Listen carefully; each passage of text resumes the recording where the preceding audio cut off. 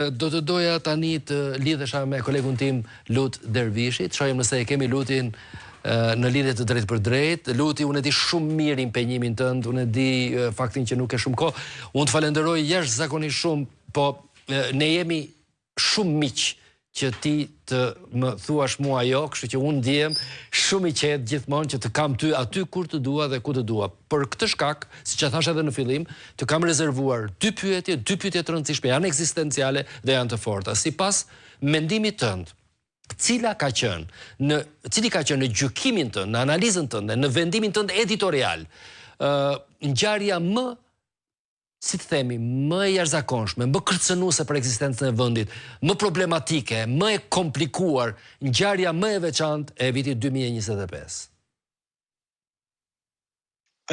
Ngjarja ka pasur shumë vitit 2025, që nuk do të quajë ndonjë ngjarje që kërcënon në ekzistencën e vendit, se është një vend që i ka mbijetuar 7 perandorive, edhe i ka mbijetuar edhe qeveria shqiptare, kështu që nuk ka arsye që të mos i mbijetojë edhe qeverisë shqiptare të radhës. Po ngjarja më e rëndë është Akshi, që tregon kapjen e shtetit nga krimi i organizuar. Do të thënë që pastaj sjell ndonjë paralizë dhe sjell pastaj edhe disa realitete. Sot dëgjuam kryeministrin që thotë që Akshi ka bërë transformim epokal, në të vërtetë pak e heton për strukturë kriminale.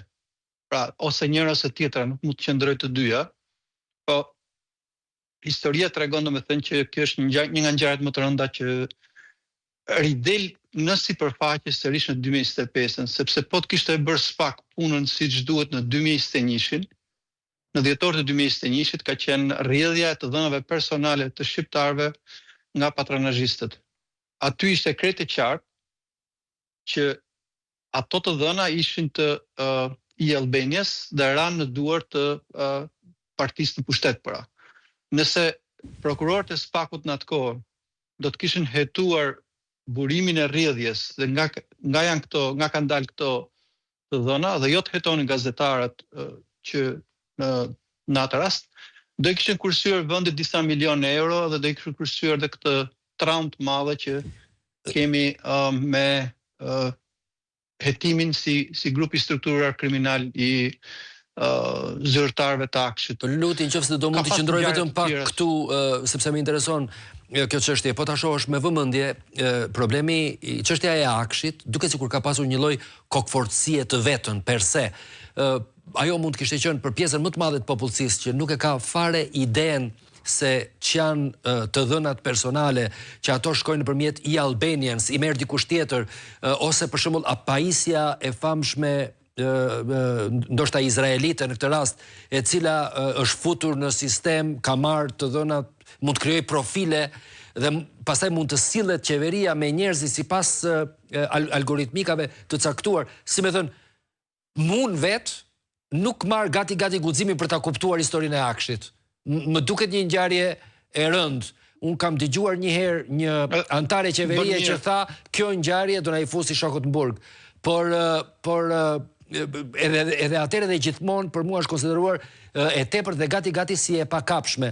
Pyetja në këtë rast është, mund të jetë Akshi pika infleksionit dhe ngjarja e famshme që mund të krijojë rënien e strukturës? Nuk ka rëndësi, do të është ngjarje shumë e rëndë, në rast struktura, ra qeveria apo ra qeveria, ngjarja është vërtetësisht e rëndë.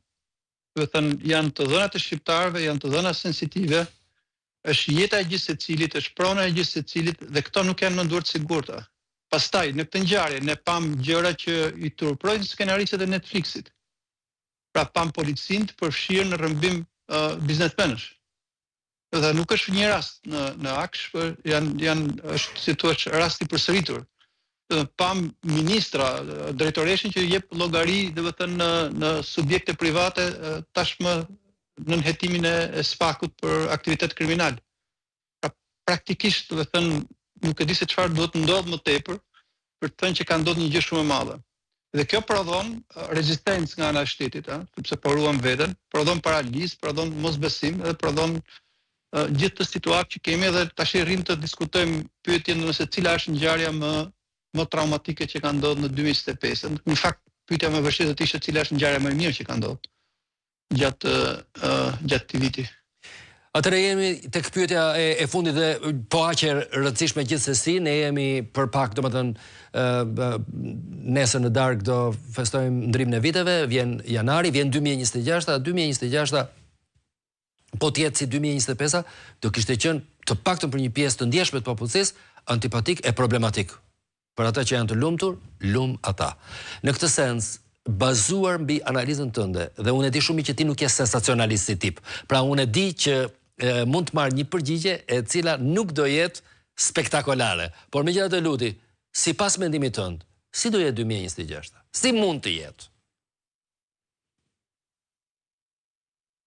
Si mund të jetë ose si duhet të jetë janë dy gjëra të ndryshme, por siç duken bathët tani, do të jetë spektakolare në kuptimin e përplasjes së drejtësisë apo një pjesë të drejtësisë, SPAK QKO me qeverinë dhe parlamentin. Do të thënë kjo është e dukshme. SPAK-u deri tani. 2026 do të jetë vit, mund të jetë viti i heshtjes në kuptimin për të parë vërtet do të jetë ky viti që do të bëjmë ato historinë e fillimit të mbylljes kapitujve dhe që në një farë mënyrë do të jetë rruga drejt Brukselit, apo do të jetë rruga drejt Burrelit, në kuptimin metaforik, pra që do të mbyllim vetvete, do të themi që e keqja po na vjen nga jashtë. Mund të jetë viti i ngjarjeve të paparashikueshme. Do të shikon, do të thënë 100 veta dalin në Vlorë për ujin edhe qeveria trondit deri në farë masës sa që merr avionin për Stamboll, për të gjetur zgjidhjen. Pra mund të jetë viti i ngjarjeve të paparashikueshme dhe i proceseve që kanë marrë rrugë, edhe si thua është kur dy vezë përplasen, njëra prej tyre do të thyhet. Shpresojmë që jo drejtësia. Faleminderit luti shumë. Faleminderit, gëzuar vit në ri, mbarësi edhe punë të mbar. Faleminderit shumë. Dashur televizionistë, ishte